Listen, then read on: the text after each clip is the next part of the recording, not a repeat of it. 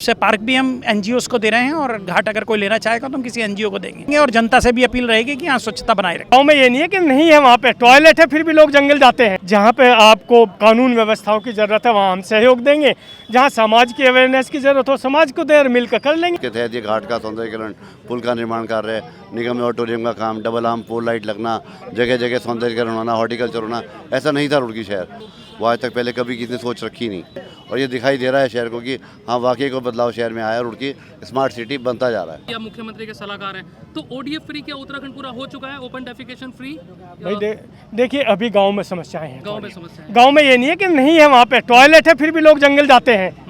Toilet बन गए हैं, अभी उनकी भावना नहीं बन पाई है कि हम टॉयलेट को यूज करने की आदत नहीं बनी है। सब जगह टॉयलेट है। लोकल गवर्नेंस से वहाँ की बात कर रहे हैं कि किसी तरीके से लोगों को अवेयर किया जाए उन हो रहे हैं, काफी हो रहे हैं। क्या आपके पास कोई डेटा, आप अगर हमारे दर्शकों को बताना चाहेंगे कितना डेटा आपके पास होगा कि डेफिकेशन? देखिए उत्तराखंड डाटा के हिसाब से पूरा हो चुका, हर घर में टॉयलेट है।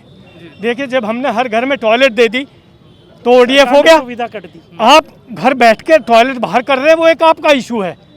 ओडीएफ के हिसाब से हर घर में टॉयलेट है इस प्रदेश के अंदर, तो 100% है उस हिसाब से। अच्छा, एक और चीज़ है रुड़की में अभी, रुड़की का जो वीकनेस की आप बात कर रहे थे, एक नशे का भी अब टैग जुड़ चुका है रुड़की के साथ कि नशे का यहाँ पे व्यापार हो रहा है रुड़की में, तो उसको आप किस तरीके से देखते हो, उस पर कैसे कंट्रोल आप करेंगे आपकी सरकार? देखिए जब तक आप लोगों का सहयोग नहीं होगा तो सरकार अकेली कुछ नहीं कर पाएगी, उसमें तो दोनों का सहयोग जरूरी है।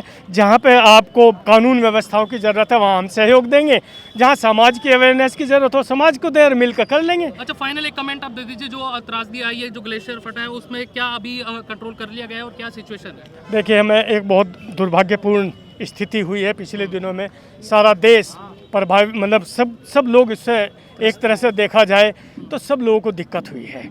और उत्तराखंड को लेकर तो हमेशा होती है कि लोग इसे मानते हैं कि ये हमारा जो हिमालय है और ये उत्तराखंड जो प्रदेश है इस देश की शान है। जैसे हम रुड़की को अपनी नहर को शान मानते हैं ऐसी उत्तराखंड भी है।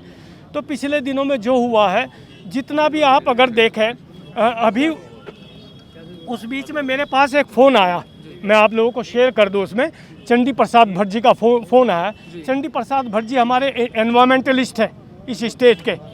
उन्हें जो है जो गांधी अवार्ड है वो भी एक बहुत बड़ा वो भी मिला हुआ है। उसे नाम में उसका क्या कहना चाहूँगा, राजीव गांधी है मेरे ख्याल से, तो बहुत बड़ा एक अवार्ड वो भी उन्हें मिला हुआ है।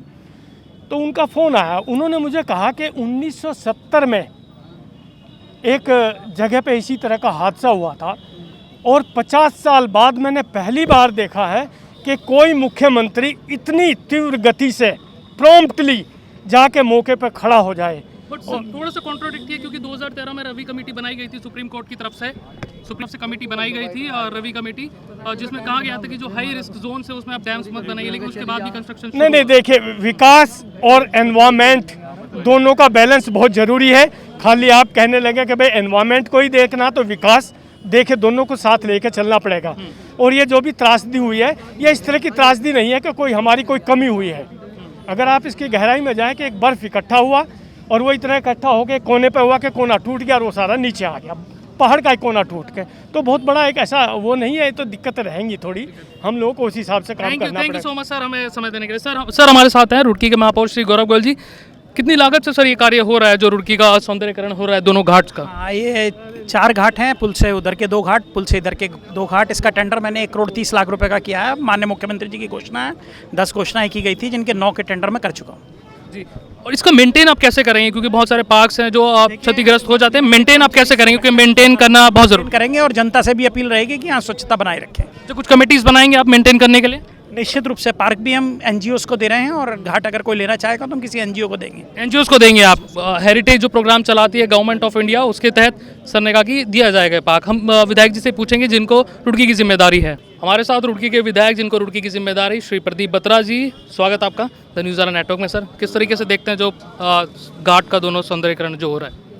ये अभी नहीं देख रहे, पिछले 15 साल से हम देख रहे हैं और रुड़की को लगातार स्मार्ट और ग्रीन और क्लीन सिटी बनाने में लगे हुए हैं। ये नारा हम लोगों द्वारा दिया गया था और जो डोर टू डोर कलेक्शन है कूड़े का, जब निगम चेयरमैन था तब से हमने स्टार्ट किया। वो काम आज मुहिम रंग ला रही है। जो रुड़की में सीवर का काम हुआ, जो ड्रेनेज का काम रुड़की में हुआ, वो आज तक पहले कभी किसी ने सोच रखी नहीं।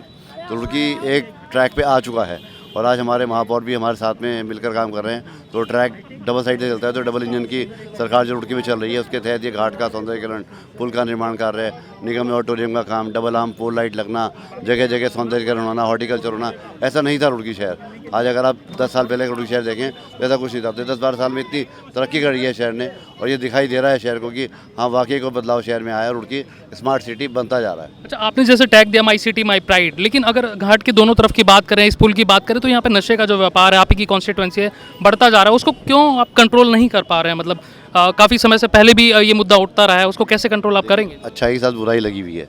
जो काम अच्छे काम करते हैं तो बुराई भी साथ में लगी, तो ये बैलेंस तभी होता है। अच्छे लोग भी हैं, बुरे लोग भी हैं, ये बैलेंस तभी है और तभी ये देश चल रहा है। तो बुराई को ख़त्म कर रही है, अच्छाई बढ़ रही है। आप देखिए ना कितनी तरक्की हो रही है, कितने लोग आगे बढ़ रहे हैं, बुराई घट रही है, अच्छाई बढ़ रही है। आप इसको नजर से देखिए। नहीं, अच्छाई बुराई में नहीं सर, नशे को कैसे आप कंट्रोल करेंगे? नशे के लिए प्रशासन लगा हुआ है और कंट्रोल कर रहा है। जगह जगह मेडिकल स्टोर में छापे मारे गए हैं जिससे कि नशे की उपलब्धता ना हो, और जो लोग बच्चे इसको कर रहे हैं उनको ऑर्फनेज होम में भेजा जा रहा है, उनको ट्रीटमेंट दिया जा रहा है। ये सब काम चल रहे हैं सरकार के। अच्छा, आने वाले समय में अभी चुनाव होंगे, किस तरीके से देखते हैं आप अपनी कॉन्स्टिट्यूएंसी को? क्या आप कार्य छूटे हुए हैं वो पूरे करना चाहेंगे? अभी 5 साल पहले जनता ने हमें चुना था और 5 साल लोगों ने हमारा काम देखा, काम करने का तरीका देखा, लोगों से संपर्क में हम लोग रहे। सेवा केंद्र हमारा खुला हुआ है, लगातार हमारा जनता की सेवा होती रहती है।